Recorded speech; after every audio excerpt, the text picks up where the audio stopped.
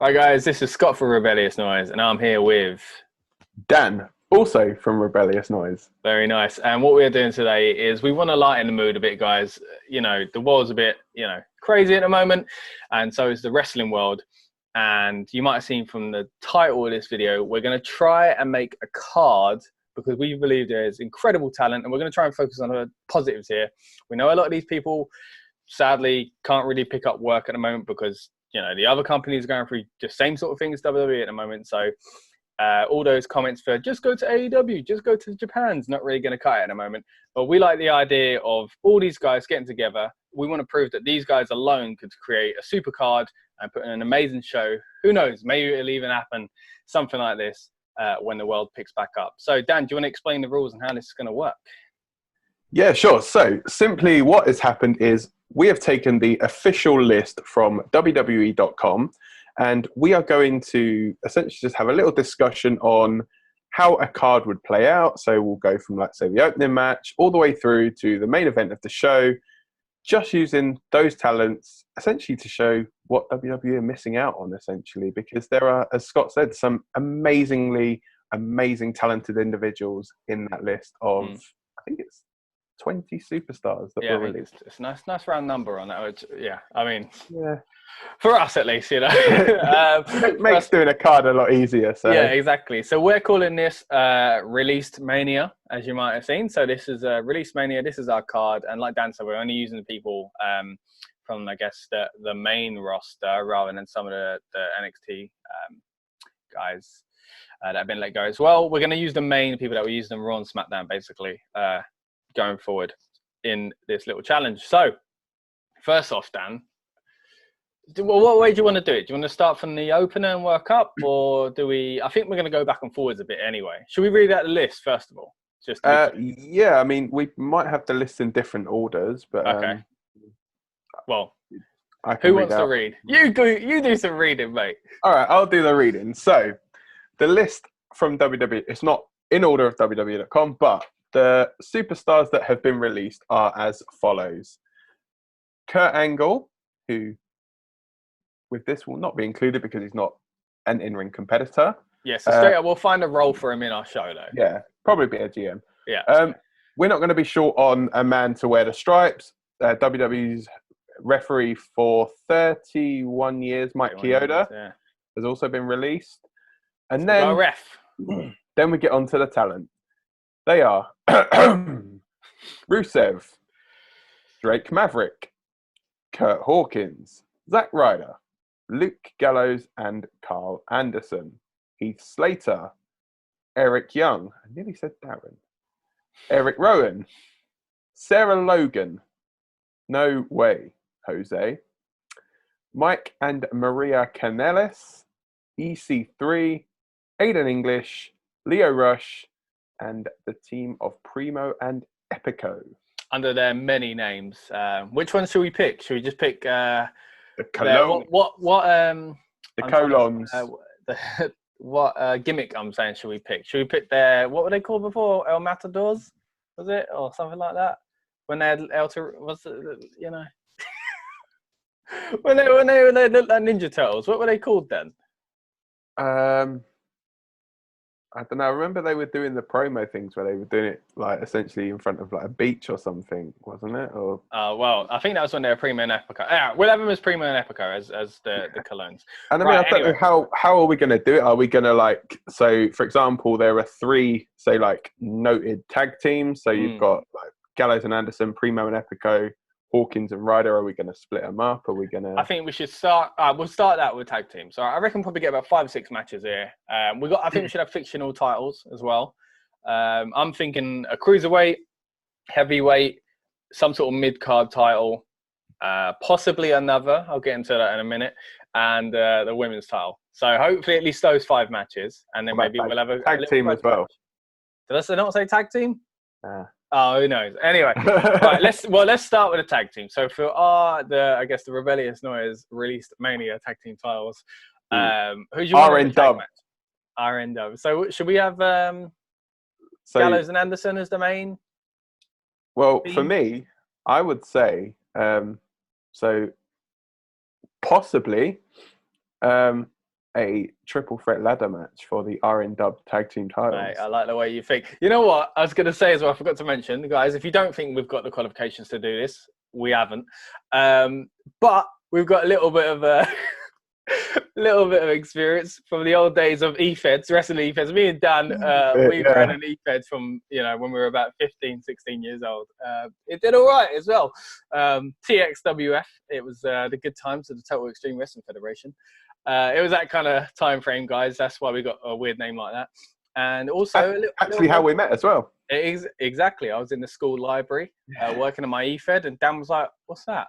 I like wrestling. So, it works out well. We've been all right mates since. And we've been tolerating each other ever since. Exactly, yeah. So our friendship came from our love of wrestling and fantasy booking, I guess. And so it's good that we're doing this now. And also we did a bit of... I've mentioned before, a bit of background on wrestling as well, so we booked a little bit of that, But not saying we're qualified to work for the Fed, but hey, we'll give it a little go, A little bit of armchair booking, right? So, for all our American viewers, we don't mean Fed as in police; we mean Federation. Yeah. Right. So, let's start. All right. So you want to do it as a triple threat? I'm trying to make sure we've already met. I'm going to mark off who we've already mentioned, so I don't get confused. So I mean, I'd say if we go, for me, it would be say a triple threat tag team title match between Primo and Epico, Gallows and Anderson, Hawkins and Ryder. Okay, I think that's probably the way to go. To be honest, all right. So we've got Primo and Epico. The crowd pumped, mate. Indeedy. Right, so do we start with that match?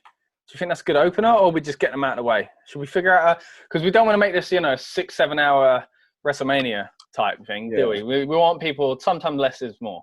So, so we've got to think about the pacing a bit. Do you want to start with that? I mean, a big match, thinking about Manias, it's nice when they start with a ladder match or something like that. So I think you could be right there. Possibly. I mean, it's one of those things we've sat in wrestling crowds ourselves, and there's nothing worse than a slow, methodical starter. So I'm just thinking if we have something like that, it's going to be boom, it's going to be big spots, hard hitting, and it's going to be something that's going to warm the crowd up. Yeah, exactly. And I think let's talk a bit about some of these people. So Ryder and Hawkins, we were there last year, which is crazy. I guess we can't not talk about some of the circumstances behind their releases, but you think about Ryder and Hawkins this time last year, they'd just become tag team champions, in New York, New Jersey, hometown thing for them. And it was, what an incredible moment. Didn't Ryder also win the Intercontinental title in a ladder match at WrestleMania? Was it he did, yeah, a few years ago. Was that the one you were at as well? No, I wasn't at that one. I think he won it. Wait, what year was that? I think it was in New York, because I thought they gave him the title in his hometown, and then no, I think it was 31. Yeah, and that was one of them, because he lost the night after, didn't he, to the Miz? So. Yeah. So, speaking of which, that was going to be my thing. I was thinking about doing Zack Ryder in an internet championship match. You think about how influential this guy was on modern wrestling. A lot of people will come out and said it now, and rightly so. A lot of things like being the elite and the way that a lot of things are done just wouldn't have happened if it weren't for Zack Ryder. So props to the guy. Always enjoyed his work, especially around 2011. The woo woo woo, I couldn't stop saying that. So I was going to put him in a 1-on-1 just to use that internet title that I think WWE massively missed a vote on doing something with. It could have been your European title kind of level, I guess your third tier. And if he does end up going somewhere like AEW, then I think they should use the internet championship. But we're going away from what we're doing here. We're talking about Fantasyland at the moment. So, all right, let's stick with the 3 teams in a ladder match. I think that's a solid opening match, actually. All right, cool. Let's bookend it. Let's do the main event. We'll do the middle, and then we'll double check the order, and then we'll pick, I guess, our winners as well. we would like to go over. All right, so let's go to the very top, right? For me, main event has got to be Rusev. With Rusev, I think personally the most main event experience is EC3. You could argue Rowan, because he was getting there, But I think EC3, it might have been on a different level, like in a different, obviously different company with Impact Wrestling, and he had a lot of great moments and storylines in NXT. So that's why I'm putting EC3 up there rather than Rowan. What do you think? Yeah, to be fair, I'd keep Rowan away from that main event picture myself as well. As for the opponent, I mean, I was like you, I would have always sort of put Rusev down as like being part of the main event for this. It's weird because like looking through the list, because obviously he had the run in Rusev Day with Aiden English. But yeah, so you think could you do something there? But that was more like a tag team, like, you know, and they kind of did the end of that feud already, didn't they? And I'm kind of tempted to put Aiden English on commentary. We need a commentator. Maybe English and Angle on commentary or something, maybe. But Angle, yeah. I mean, to be fair, I mean, I think WWE did miss the boat with EC3. Like the amount of like hype that came with him when he was in like Impact, TNA, whatever. Even the excitement when people. I remember I went to the NXT Royal Albert Hall shows, and when he come out and he sung the top 1%. That the one where he points as well. Yeah, and people like were just going mad singing the song. They were that excited. Do you know what I mean? He had such a buzz around him. When the theme song is, you know, like with Jericho at the moment in AEW, you know, like that's part of the appeal, and the Glorious and all that kind of stuff with Bobby Roode. So, yeah. And famously the Fandango as well. Yeah. Oh man. Speaking of which, I was there actually for that one. I was there on that Monday Night Raw when that really kicked off. So good memories. Let's do a little bit of Fandango into. It's funny because it is so British. Like it's like watching darts. I was like. Kind of thing they do in the crowd. It's even one of those things like where you never get it in like a US crowd, but when you get heels, national flavour, you get the heels come out on like the UK shows, and they're like, "Who are ya? Who are ya?" It's like, well, you obviously know they are, mate, because you paid a ticket. Oh man, you just make me think. Again, a bit sad now. I just want to. Like many things I want to do with this lockdown, I just want to go out and watch a wrestling show now. That'd be fun. But anyway, let's carry on. Let's book our own, and hopefully this one might happen someday. So are we going with EC3 and Rusev in the main? Yeah, I think slot? So. Yeah, for the heavyweight title, yeah. Definitely, and we get a senior official, Mike Chioda, to referee the match. Of course, you can only trust a man like that with a title match like that. But then again, he's doing every match. Unless we have a special ref, we'll see. Who knows? You've got to think he started out. Refereeing, mate, the year you were born. You started in WWE. Yeah. All right, so that's our world title match. All right, so we've got by the way, women. I'm budgeting for the tank. By the way, for the what? For Rusev's tank. Oh, all right. Put that in. Factor that in, please. Yeah, we'll allow that. So the budget holders can factor that in. Speaking of which, we spoke to Rusev about that. We've had a few technical issues with an interview. It's one in the archive that we've never really managed to get up, but hopefully we can at some point. If people really want to see that, and well, hopefully we can get it out. So yeah, we'll keep an eye out for that, guys, because hopefully we'll get to use it someday. And to be fair, Lana's in the interview with him, but hey, you know, he's not in WWE no more. Let's break kayfabe. Even if Lana's not. Did you see that on Twitter? Lana acting like he's a bad person. That was a bit weird. I'm sure she talked it over with him, but yeah, that was a bit weird. So we're not going to say, yeah, we sat down with Miroslav and CJ rather than sat down with Rusev and Lana. Right, so we got our opener. We've got our main event. Obviously, the ladder matches for the tag titles as well, in case we didn't specify that. Right. Yeah, so we've got a women's match already made.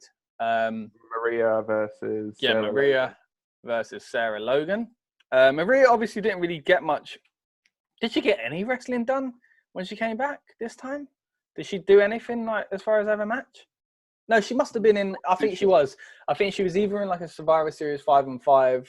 Yeah, or it might have been like a mixed tag with Mike. Yeah, and those multi-fates. But I don't remember her having like any storylines as far as like singles matches on her return. Anyway, She can still go, I'm sure. So we're putting her in there against Sarah Logan, and that is going to be our women's title match. To be fair, we didn't really have much of a women's division. That is our, it's a bit like AEW.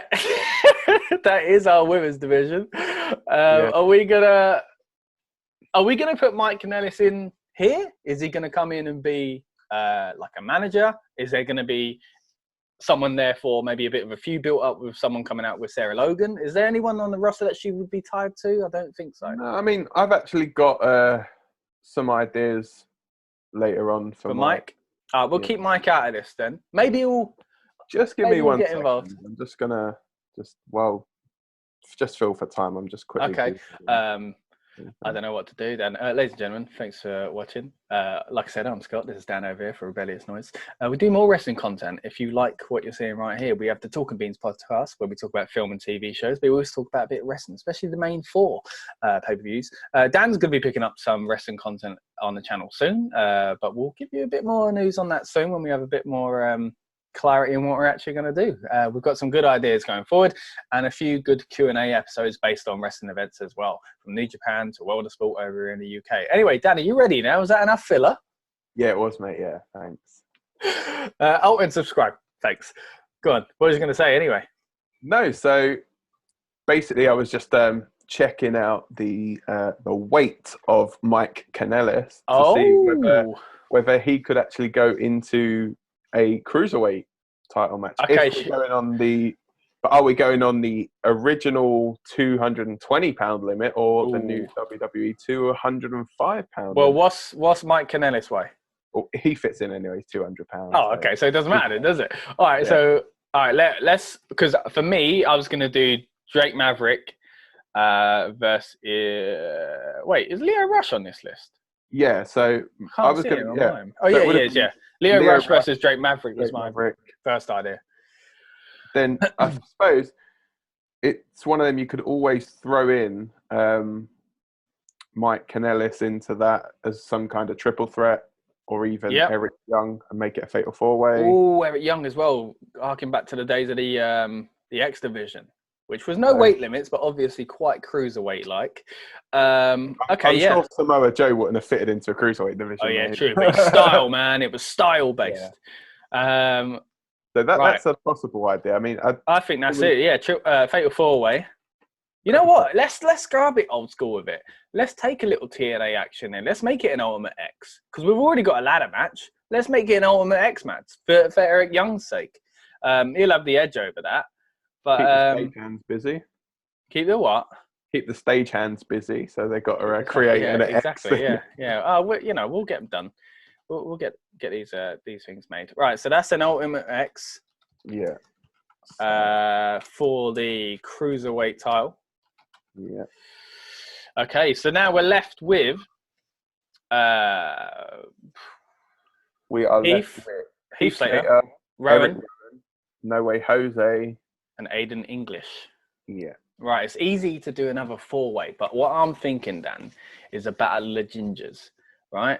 I want Heath Slater versus Rowan, right? Because I think Heath will play the sympathetic, slightly slimy babyface underdog that we all like, yeah? Because when he was that kind of, he'd be that guy that people come out when the legends would come back. He'd be the one getting all, the beatings. He was that kind of character. But then when he had these he's, I've got kids, he babyfaced it. So I'm thinking he'll be the nice sympathetic babyface for Rowan's destroyer attitude. We're not going to go with a crazy spider gimmick. But Rowan, I think, coming out of his old sheep mask would be a nice little scary throwback anyway. What do you reckon?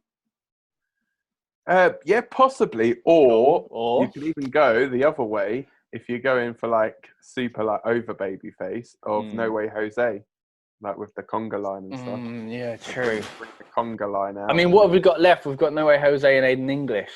That's not much of a strong babyface heel dynamic, is it? So you might be right. Yeah. We could make it a triple threat, but I think because Slater's one of these where he could go back or forwards, or he could even go Eric Rowan versus Aiden English, and then Heath Slater as the one-man band versus No Way Jose, and proper party this shit up. Oh, Battle of the Music. All right. Then maybe we. And Yeah, then Kurt okay. Angle could do his like little, he's As a little. All right, that's a segment.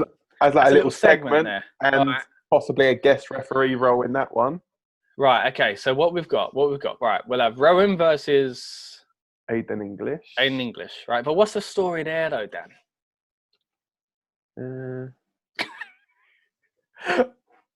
When did WWE really know about what they're doing with stories? Yeah, if they can do it, we can do it. All right. Basically, I'll just say 4 words to stories. Alistair Black, Bobby Lashley. If they could do it, we can do it. All right, yeah, okay. So Rowan versus Aiden English in just a non-title, bit of a grudge match. We'll have them feuding on Twitter or something like that because we ain't got no shows to build up. Pre-show. All right, yeah. I mean, we don't have to put it on a pre-show. We can put it on the show. But what I'm saying is we ain't got anything to build. To be fair, I think that seems like that could be like the match that normally will go kind of second. Before, either second or right before the main event, because you normally just have like a kind of filler match sort of thing. So we'll put that down as just a grudge match. We're going to create a feud out of it, all based online. Right, so then we're left with Heath Slater versus No Way Jose. You know what we're going to call this one, Dan? What? Battle of the Bands. Battle of the Bands, there we go. There we go. All right, so we've got the Battle of the Bands match between Heath Slater and No Way Jose. And we do want to get Kurt Angle involved in this. So we're going to have him be... referee. Special guest ref, yeah? Because Jimmy Crack Corn, he's quite a musical guy himself, you know? That's what I was thinking, like when he had like the little cowboy hat on and... Love it. And he's also done a bit of rapping as well with John Cena. He's done a bit of rapping. He's a very musical guy. Got to remember, his name's Kurt Angle, and what the heck, he won a gold medal with a broken freaking neck. That is it. All right, so, but now we don't have an authority figure. We don't need to have one, and we don't have commentators anymore because we put Angle English in there. So are we going to commentate? Double duties, mate, they can do. No, let's book ourselves, mate. We need to do something. Yeah. I want a bit of glory. I want to put my tux on. That'd be nice. All right, cool. So we'll commentate. We'll forget about that. Mike Yoda's the ref all night, but he gets one little bit of time off, which would be good as well, putting them somewhere in the middle for that. All right, let's do an order, right? And let's do who we're gonna do to win these matches, right? So first of all, we've already said we're gonna open with a tag team ladder match, yeah? Yeah. For me, that's really gonna be, I think, Premio and Epico. No disrespect, I think they're going to be there to make up the numbers. But come on, man. I think they did well years ago. WWE just don't know what to do with tag teams. And every time they get a good division, I think they've done well with it over the years. No, that's what I mean. Like with all due respect, they're great, but in this we haven't been shown scenario, enough, but maybe we will. I feel like the other two teams would be more likely like title. Like, you'd go forward with them. At this moment, you could build Primo and Epico into stars. But all right, I can see where you're going with that. All right, well, for me, it is Anderson and Gallows have got to win the titles. It makes sense, the heel champions and the babyface challengers going forward. Yeah, so have Hawkins and Ryder as like that babyface team. Yeah, so if this was a new federation, this was our startup thing, that's where we'd go with it. Like you say, thinking about the future. I like that, Dan. Right, so we got Anderson and Gallows winning our tag team titles in a ladder match. Not quite as much their scene as you imagine the other four. You think they'd be doing all the flipping and flopping. But they are the best tag team in the world still, technically. They're the unchallenged greatest tag team in the world. So well, we were talking about earlier, obviously, about Hawkins and Ryder having that great moment, and you'd think a year on, you can't imagine this situation. But more so for Anderson and Gallows. They, what an incredible feature they had in WrestleMania. Let's not get too into it and all the things of, should they have let people go in the way they did? All this stuff about essential business. But whatever. We're going to try and keep it light here, guys. Other people have been talking about that, so, we don't want to get into it. But I will say, check out our wrestling special of WrestleMania podcast that we did as well on the Talking Beans podcast feed, I should say. And also we've got on this channel an interview with WWE champion Drew McIntyre and us reacting to that. beautiful, beautiful coronation. Right, okay, so that's it then. We open up with a hard, heavy match there, and we've got Anderson Gallows as the tag champs. Right, moving on. Wait, we missed one important thing at the start of the show. Pew, pew, pew, pew. Got to make sure we have pyro, yeah. Sorry, forgot about that. The most important thing on the show. It's pyro. quite important. It is quite important. But anyway, yes, I think coming off of that, would we go Rowan and English or Slater and Jose? Probably. Coming off of that, I'd say Slater and Jose, because the party atmosphere is going to be there. Yeah, because you wouldn't want it like really high from a ladder match and then just bring it. Yeah, so we're only bringing it a little bit low because you've got that party kind of vibe, because everybody's still excited. They've just got in the door. All right, so we're going to keep that. Sorry to Mike Chioda, you've only gone one match and then had your break. You know, everybody knows that your break's probably best either in the middle or towards the end of your shift. Sorry, mate. Needs of the business and all that. So your break's going to be here, Mike, because we're going to have Kurt Angle, special guest referee, Heath Slater versus No Way Jose. Do we have this as a title match, as our secondary title, or do we have Rowan and English as our secondary title? Or do we just keep a secondary title off of it for now until we've built up a bit more of a roster? Yeah, I think we all right, we'll stick with world title. All right, there's only one. Or unless we want to reintroduce it later on and say the winner of this match faces the winner of the other match as like number one contenders matches, and the two of them will then face off at a later date. Oh, but then we've really got to start booking ahead. All right, maybe that's what's going on here. All right, you never know. We might get someone like Tom will just come in, look at the script, be like, "Nah, that rip it up on the day," and then just change it all, get a red pen, and just no. Possibly, yeah. All right. So what we're doing then, we're going to have Heath Slater and No Way Jose. He's playing the heel, I'd say. He's playing the heel, and I think you've got to have Kurt somehow be pushed by Slater and then make the difference and even the odds with No Way Jose. Like, Slater's trying to dirty tactics. He's got the chairs and things like that. Use a guitar. And No Way Jose is getting, the worst end of this. Kurt Angle wants to stay impartial, but in the end, he kind of ends up helping No Way Jose because he's like, you know what, screw you. Yeah? Yep. Sounds good. Let's move on. All right. And then, I know we said obviously we weren't going to be using all the other talents that were released, but you've got a conga line there. Ready-made conga line. There you go. Yeah. If we ain't booked you, that's where you're going in, I guess. All right, cool. Then I'd say we might even join the back of it. You know where us. You never know. Conga. Well, little headsets. All right, I'm sticking in the women's title match next. I think it'd be nice to go for gold here. Maria Kanellis and Sarah Logan. I say we should have Mike Kanellis out there. A little bit of dirty tactics as well. This time I'm saying it works. This time the heel goes over. Maria goes over. What do you reckon? Ooh, see, I'd go Sarah. I prefer to see her as a champion going forward. I think Sarah Logan as a face, because I think we had the heels win the titles at the start. That's what makes me think, would we really want it as like a heel heavy, like, show where for balance. I think, and I think Sarah Logan, I think she was actually one of the most probably the underrated member of the Riot Squad as well. So, I would have liked to have seen her have like a bit of a run there. Bit of a shine, yeah. The only reason why I said it that way is because we've already just seen the heel try his dirty tactics and get his comeuppance and it not work. So I thought maybe the heel's dirty tactics should work in this match. That's the only thing I was thinking. Because if Mike Kanellis is there doing a heelish tactics, unless we keep them separate and don't have Mike there, or have it as like Mike Bennett and Maria Kanellis and all right, Mike's not there. We've got Maria versus Sarah Logan, straight clean match. Sarah Logan wins it and becomes our new to quote the much missed Howard Finkel.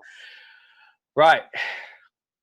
So we've already had we've had the tag titles, we've had the grudge. No, we haven't had the grudge match yet. The tag titles, the Battle of the Bands, and the women's match, right?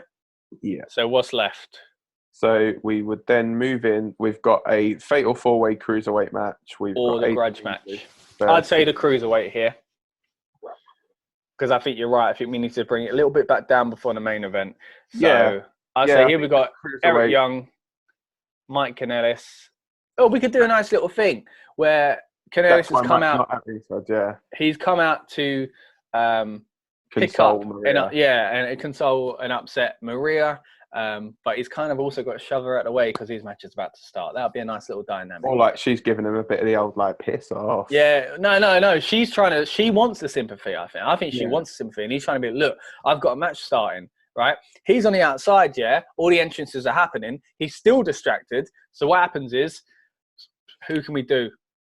Someone hits him with a wicked move, and it really sets Mike off badly in this match. And then because of that, Maria gets knocked down. She's got to leave as well. Finally gets out of the way. Right, who's winning the Ultimate X for our Cruiserweight Championship, Dan? I've narrowed it down to 2. Go on. Field. England's own, Drake Maverick. Yeah. Rockstar Spud. Yeah. Or Leo Rush.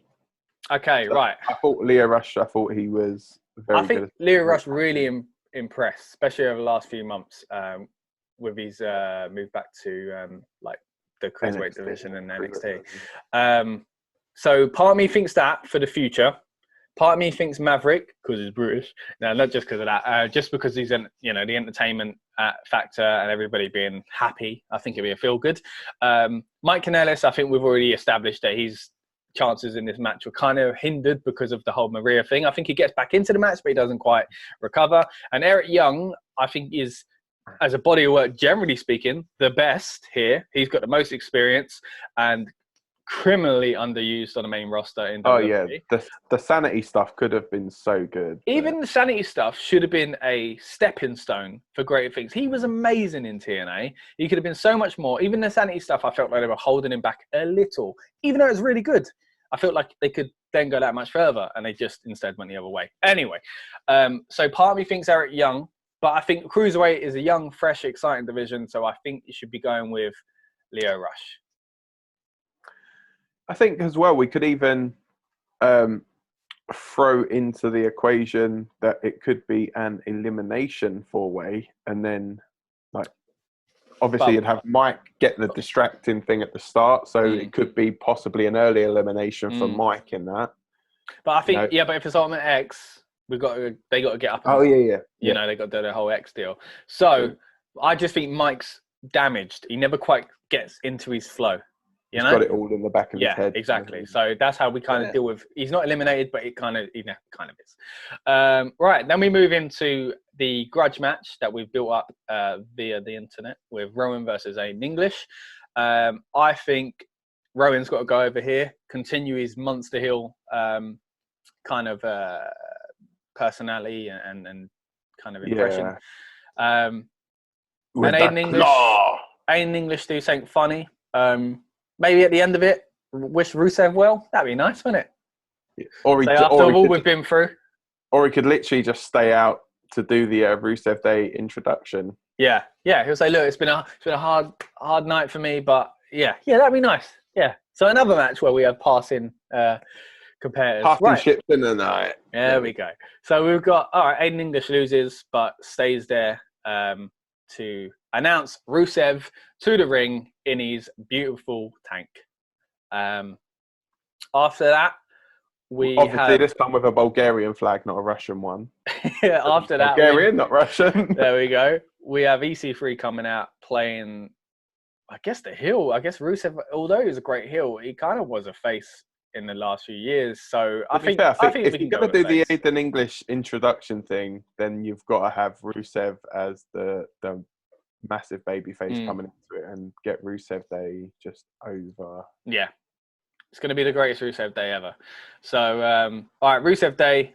Rusev even, I think, should win the title as well. He's going to be our new world champion. EC3 is going to put up a good fight. And it could be one of those that goes long. Should we give it a gimmick? Stipulation? Possibly we could. We're going to go mad like Hell in a Cell because we've already got Ultimate X and we've already got ladder? Do we say, not I quit? What would suit their gimmicks? I mean, what's EC3's finishing move?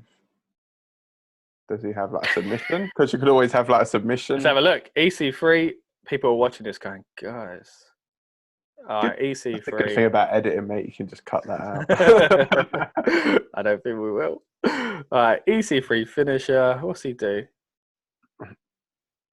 The 1%er.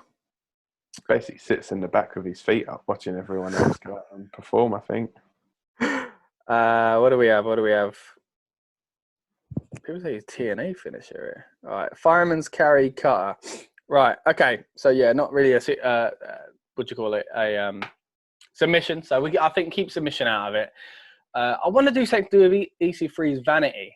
Something, part of me got thinking like on a pole match. There's a Bulgarian flag or a picture of EC3 because he's so vain. But then again, I don't really like that whole patriotic storyline thing. It don't really. Could do like maybe a 2 out of 3 falls, because then it's like EC3, so it plays into the 3 gimmick. Maybe. I was thinking 2 out of 3, but not for that reason. That'd be good, yeah. And then and then what you could even like play on as well is that on the screen you could have, say, like EC3, so he's got to get the E, the C, and the 3, and then Rusev's Okay. got to get, All right, we're doing with his name. We're doing with his and then- name. So E could be a Extreme Rules match. Yeah, Yeah. C. maybe What's could C? be. Anything I'm thinking is chamber. You don't want to do elimination chamber, but C, a got cage match. Cage, perfect. chairs. Yeah. So Extreme Rules turns into a cage, which turns into the third fall, which is just a straight up third fall, I think. I think though the thing, if you're going to have a cage, you'd want the cage at the end, really. But then the other way that I'd play into that is that just literally that would be like on the come up on the screen. So you'd have like, instead of like full 1, full 2, full 3, it'd be E, C, and 3, and then Rusev will have the green, the white, and the red of the Bulgarian flag as his instead of like a penalty shootout. kind of thing. Yeah. Okay, so but we'll have him named that's just after some random the feud's thing. built up to like Rusev saying, "Look, you're so vain. Everything's got to be about you." That's even the match has got to be an EC3 match, which is his new version of 3 Stages of Hell, which is a Extreme Rules, a cage, and the third fall is just straight up. He's like, "I don't need such and such to beat you. Well, I'll just beat you." The third one could just be a pinfall only match, because you've got to get the 3. There you go. Perfect. Cool.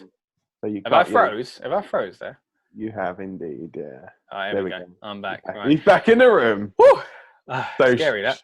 Is it worth us going through that bit again, just in case it's on the video? Or nah, it's fine. Yeah. Right, so we got EC. All right, well, so we got EC3. The third fall, like you say, is a free. Just simply, you got to get the free count. Perfect. Right.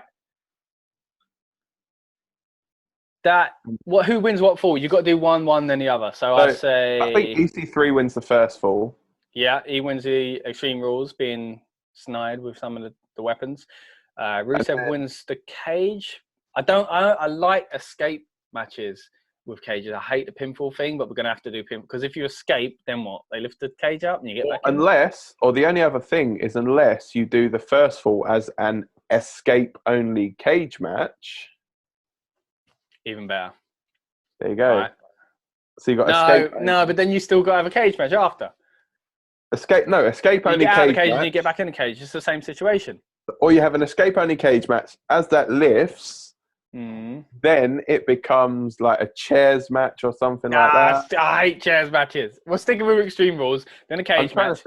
But it has to be. You have to escape the cage anyway. But then the cage goes back up, and they have a normal pinfall match. Yeah? All right, so we've got EC3 winning first, Rusev winning the cage, and then Rusev winning overall, I'd say, to be the new world champion.